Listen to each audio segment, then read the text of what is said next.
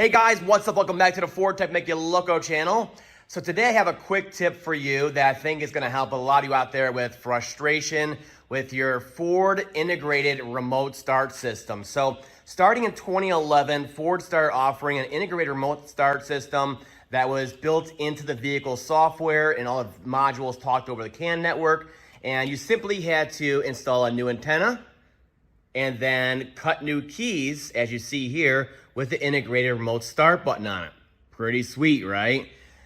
Well, the system works pretty much flawlessly, but a lot of times after people have been in there doing service work, etc., you might come across this concern. Like I said, this is a very reliable system. So if you go to remote start it, and it's a little tricky, remote start, and you gotta hit lock twice really fast, and then hit remote start twice really fast. So we'll do that. So I received the command. I was fast enough to do the remote start, but I got that single beep. Why? Because it's seeing a door is open. Let's try it again. So you lock a Ford, right? Let's unlock it, okay? You go to lock a Ford, it locks, no beep. Hit it again, and it should beep once, indicating the perimeter alarm is active, all right? You heard here, it beeped twice. There's a problem. It thinks one of the doors, or the hood, or the lift gate and expeditions, or the glass even, is open, and it won't remote start the system.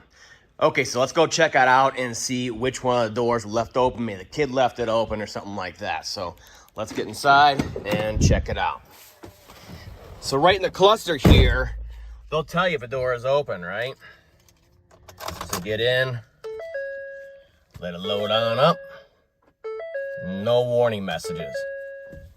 Make sure it works. Yeah, sees the driver's door's open. Okay. Oh, why the heck ain't it working, right? Here's the thing. It's the hood switch. And a lot of times, you won't see any indication in the cluster here that the hood is open. Newer Fords, it'll tell you, hey, the hood's open, blah, blah. But these older ones, when all this stuff first started, I'd say 11 through 14 maybe, they won't tell you. So you're sitting here, you're dumbfounded why it doesn't work. Obviously, the truck is seeing all the doors are closed. So why is the remote start not working? Well, let's go check it out. So again, the other good thing is, this is a very simple fix. So the hood switches, again, they're reliable. They do not fail, all right? But after so many years, people get in here and they start working on stuff. What happens is the hood switch right here gets bent. It gets bent down enough to the point where it doesn't switch and close when the hood is closed. So this one right here, it looks like it's good to go, right? Looking at it, you're playing with it, it's good to go. What's the problem? Looks fine to me. Everything, you're looking around, everything looks fine, nothing in the way, causing the hood not to close all the way. What is up? Trust me, before you do anything else, what you want to do is come over here, okay, to the hood switch, and of course, make sure the detent on here, the switch is nice and fluid. Springs back, everything looks kosher, cover's still on. Connectors here, no mice have chewed it, right? Make sure it's pushed in all the way. Maybe you want to disconnect it and reconnect it, make sure it clicks in all the way. After all that checks out, before you do anything else, before you go any service departments, this is what you want to do. It's a pretty tough bracket. What you want to do is bend it up like that. Just a little bit like that, okay? And then when you close the hood, it'll bend it down to the perfect amount, perfect position to where it sees it fully depressed and closed, all right? So you saw it before and it looked like it was just fine. I don't see any problems here. Looks nice and level, no one bent it, right? Well, that was the problem. So watch this. Like I said, I'll have full contact now because it's bent up high enough. Now let's try it again. Same exact thing.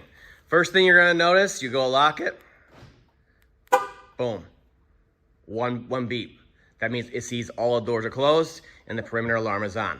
That's imperative to work before it'll remote start it. Let's try it again.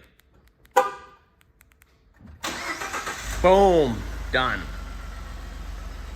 So again, if you have an 11 or newer integrated remote start like this, the very first thing you wanna check, if you have a 2-chirp error like that, is the hood switch. They're usually reliable, but a lot of times people are watching other people work in their vehicles and they lean on them. Maybe a jug of coolant gets leaned on it, a jug of oil, and they get bent down just enough to where it doesn't make contact, and then your remote start doesn't work anymore. Pretty frustrating, right? But it's an easy fix. That's all for now. I'll see you guys next time.